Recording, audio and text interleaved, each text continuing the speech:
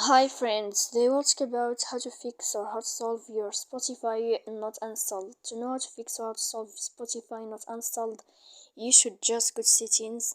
Here in this page we click apps, default apps, app settings. When you'll find this page, you will enter to the window of Spotify.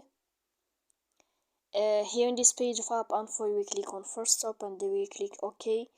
Then we'll enter to storage.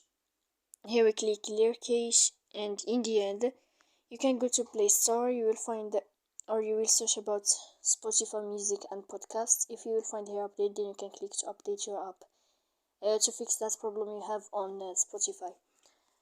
So please don't forget to support us by like and subscribe. See you next time in another video, and thank you for your attention and you are watching.